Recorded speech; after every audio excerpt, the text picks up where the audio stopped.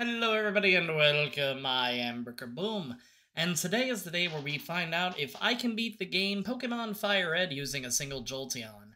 Now I'm gonna be honest, out of the 3 evolutions available in this particular game, though we'll definitely be importing the rest to see how the later gen evolutions perform, I think Jolteon is gonna have a rough beginning, middle, and end.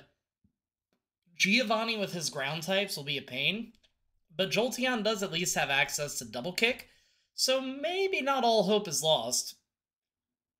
Picking out Jolteon, we have the Timid Nature and the ability Volt Absorb, which probably won't come into play past Lieutenant Surge. With Jolteon, we have our rival pick Bulbasaur, since that'll likely be the hardest for us to face, and we start the battle. With the lab battle, it is insanely close, but I am glad that we're able to pull off a victory. At this stage of the game, every point of EXP is crucial, so with that, let's go ahead and move on. After completing the beginning game stuff, we head straight for the forest. I have no issues in believing that if we attempted the optional rival fight now, we would get steamrolled. So, limited on options, we head to the forest, and wouldn't you know it, we get steamrolled. The problem is, just like with Vaporeon, we keep getting poisoned by the trainer's Weedle.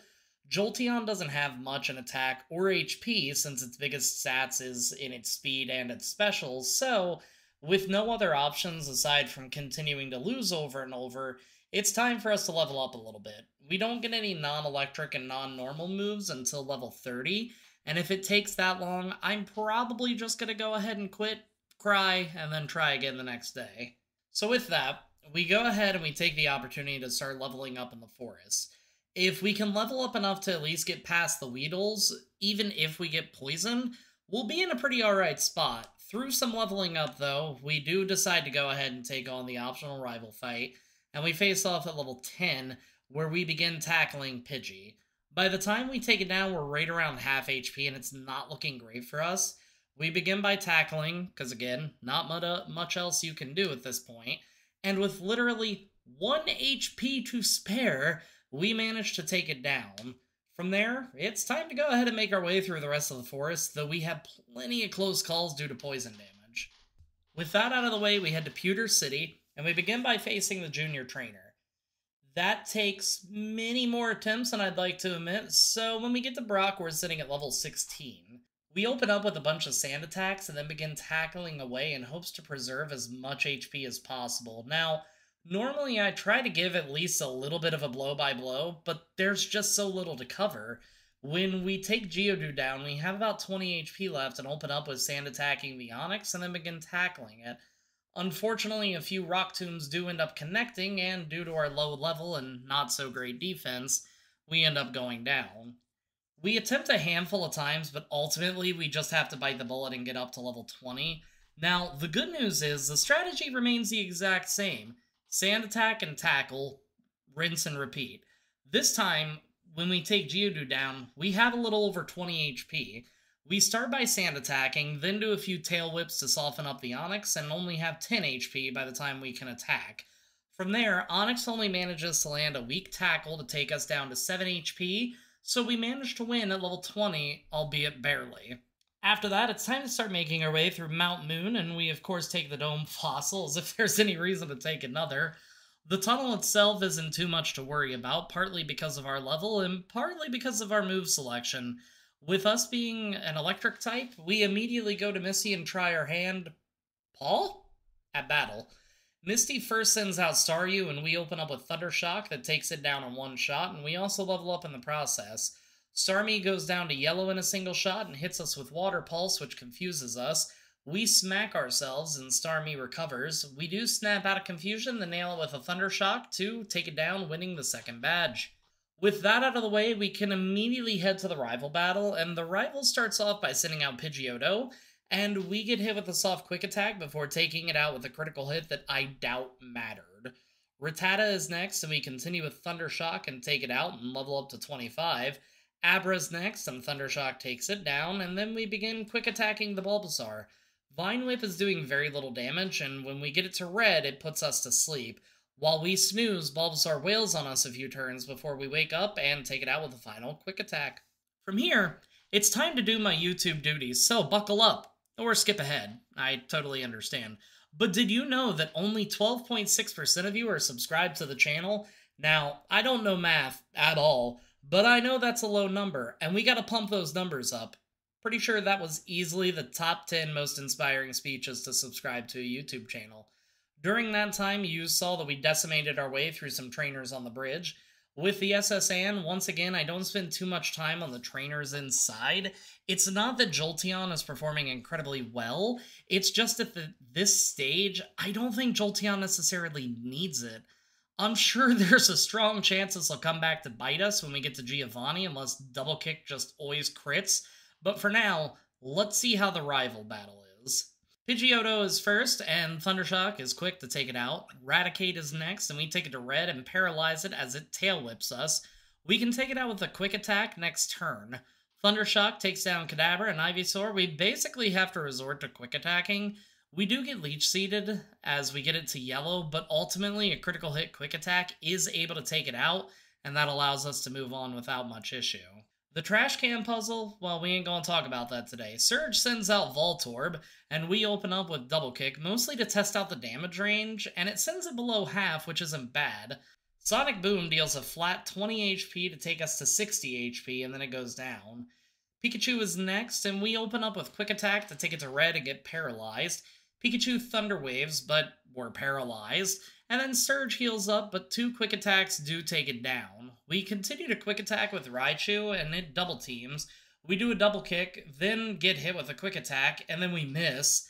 The next turn, however, we do manage to take it down, and I'm very thankful because Double Team and Paralysis could have easily made that battle go south. From here, as always, the game opens up, and it's also the part where I start to get a little bit nervous, mostly for Pokemon like Jolteon. While Double Kick will be super effective against Giovanni's Onix, it won't be against Erica's Pokemon, so we're in a bit of a weird placement. We just have to hope that our less than stellar attack will be enough to carry us through. When we finally make it to Giovanni, we're sitting comfortably at level 37, and I forgot to heal. We open up with Double Kick, and it doesn't quite bring it to half, and Onix uses Rock Throw. Thankfully, after the next Double Kick, he only hardens, so we can take it out. Rhyhorn goes down to yellow with 2 kicks and uses Scary Face and Tail Whips, but we're able to take it out next turn with Quick Attack. Last up is Kangaskhan, and the second kick crits, try saying that 5 times fast, to take it to yellow as we get bit. We swap to Thunderbolt, and that thankfully takes it out to win us the Giovanni battle. Now, I'm gonna be honest, I did remember that we typically try to fight Erica first before heading to the rival, however, I don't think we're quite ready for that. As said before, our attack isn't great, and electric moves won't affect it too much, so we head to the tower and do that particular rival battle. We're able to take out Pidgeotto with a single Thunderbolt, obviously. Gyarados, I mean, come on. Growlithe is next, and with Intimidate, we're definitely going to want to rely on our special from now on, and we do take it out with a single attack. Kadabra is the only one we use Pin Missile on just to see how much damage is, and with 2 attacks, it goes under half. It does disable our Pin Missiles, so we finish it off with Thunderbolt. Last up is Ivysaur, and we do pitiful damage with Quick Attack and get put to sleep. We wake up, manage to attack once, and then get put back to sleep. Thankfully, though, we do end up waking up quickly and nail a critical hit Quick Attack to take it down and win the battle. In what feels like no time, it's time to go against Erica, who sends out Victory Bell. We take it down to half with Quick Attack and then get paralyzed. Problem is, with Quick Attack not critting, it's basically taking its health back every turn with Giga Drain, and then due to Sludge, it does end up taking us down. So, let's try a different strategy. We haven't grabbed this move in what feels like forever, so we head back to Lavender, or rather south of Lavender, and grab Return. It'll deal far more damage than what Quick Attack does, and with how quick Jolteon naturally is, it'll deal far more damage than what Quick Attack does, and with how quick Jolteon naturally is, we'll likely still be the ones to attack first, so let's head back to Erica.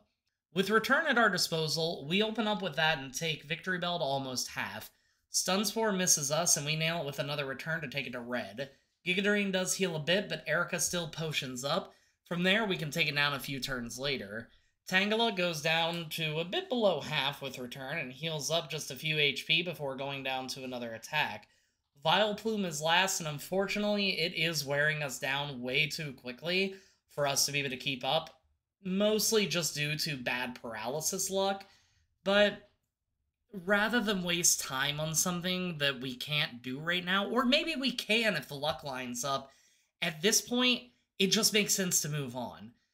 We don't have to worry about attempting the same fight over and over because we're not locked in at any certain position. So what we do is we go to Fuchsia, we do the Safari Zone, and then, you guessed it, head to Koga's gym. And I think this is actually the first time I've had to skip Erica pretty much ever. Anyway, Koga sends out Coughing, and we actually take it out with one shot. Next up is Muck, and we can continue to Thunderbolt to take it down as it minimizes. Another Thunderbolt is able to take it down. Coughing is able to be taken out with one shot, which is no shocker. As you click away from that subscribe button, Wheezing also goes down to the red as we get hit with Toxic. Thankfully, I don't think it'll get too much time to rack up damage, even with Koga healing up twice, but finally, after a third time, we can take it down and win the badge. With the badge boost that we get from Koga and a couple more levels under our belt, we go ahead and actually head back to Erica. Return now does above half to Victory Bell as we get paralyzed. We spend the next turn paralyzed as Erica uses Giga Drain before we can take it down. Tangela goes below half and uses Ingrain, but then also goes down. And then Vileplume, we hit it with Return, it steals some health back, but then goes down shortly after. Return and a badge boost are amazing upgrades when you need them. On to Saffron, and more importantly, the rival fight, and I guess Giovanni. The rival sends out Pidgeot and Gyarados, and Growlithe and Alakazam, and we actually take all of them out with a single shot.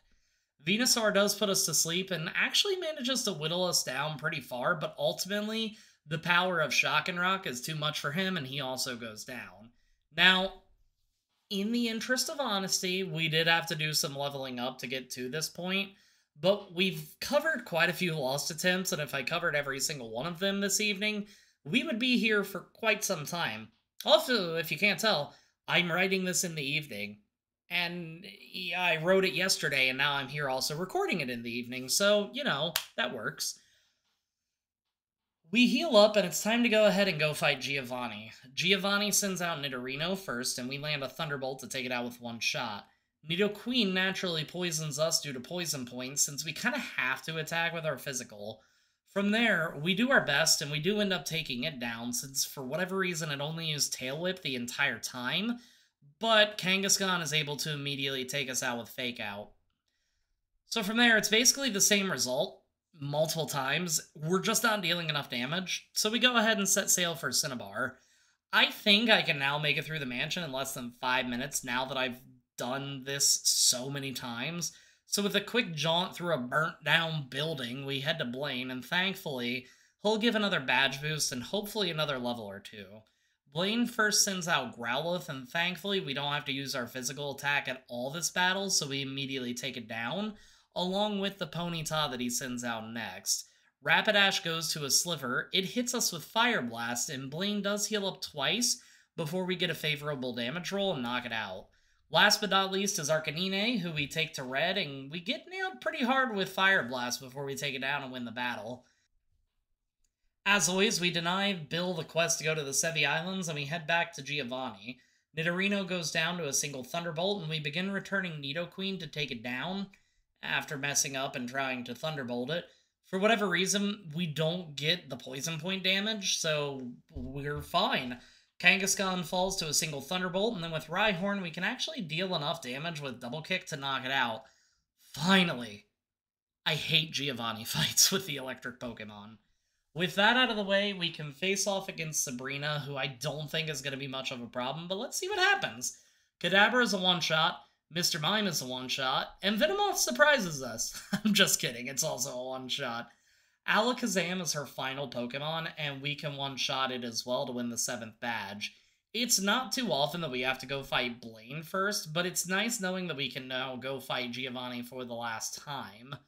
Before we go ahead and go fight Giovanni, we do replace Pin Missile with Shadow Ball, a much better move. Now, I'm not going to waste your time. We get destroyed by Giovanni. If you remember my Pikachu solo run and my Eevee solo run, you probably know how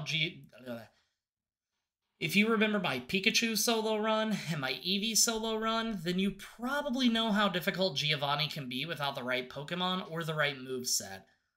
Finally, at level 85, we can finally have a halfway decent attempt. Double Kick now takes Rhyhorn down to red as it uses Scary Face. Giovanni heals up and we take it down 2 turns later. Dugtrio goes down to a single Shadow Ball. Nidoqueen goes to yellow with Shadow Ball and then absolutely rocks us with Earthquake, but we can take it down next turn. Next up is Nidoking, who we take to low yellow, and it takes us to yellow in response, but we do get to take it down. Rhyhorn is last and thankfully goes down to 1 Shadow Ball. It took so many attempts. Honestly, I lost track after around 40. The reason I lost track after about 40 is because typically I only count like the big battle at the end with attempts, but it's fine. Let's see how the pre-Elite Four rival fight goes. Pidgeot uses Quick Attack, but goes down to 1 shot. Rhyhorn goes down to 2 double kicks. Gyarados is a 1-shot with Thunderbolt. Growlithe is next, and we use another Thunderbolt to take it out, and Alakazam meets a similar fate. Last is Venusaur, and we open with a Thunderbolt, and our level difference shines through by taking it to half. It does use Growth, and we use another Thunderbolt to take it out to win the battle before the Elite Four. Now, from here, this is one of the few times that I actually feel 100% okay going up against Lorelei. Normally, between the level jump and the fact that we don't have super effective moves, plus her move diversity, we get rocked. But this time, let's see how we do.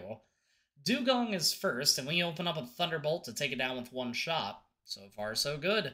Cloyster has awful special, but we open up a double kick because I thought that it would use Protect, but it uses Hail instead. So me being me, I'm like, okay, now we switch to Thunderbolt, but this time it uses Protect. Next turn, though, we're able to take it out. Slowbro is next, and we swap to Shadow Ball to take it to yellow as it uses Surf. Another Shadow Ball knocks it out. Lepra, thank you Flygon HG, comes out, and we use Thunderbolt again to surprisingly take it out in 1 shot. Something I honestly didn't think would happen.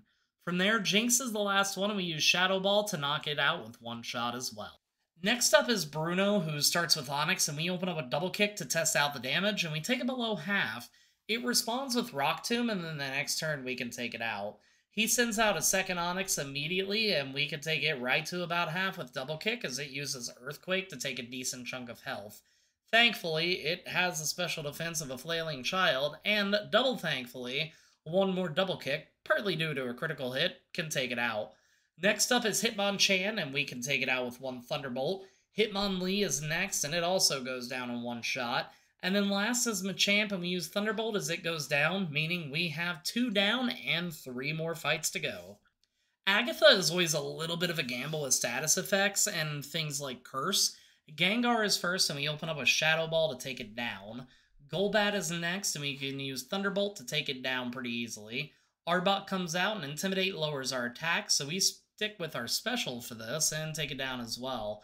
The next Gengar is out, and a Shadow Ball takes it to yellow as it hits us with Sludge Bomb. Thankfully, the berry does take it out of healing range, and we can take it out next turn.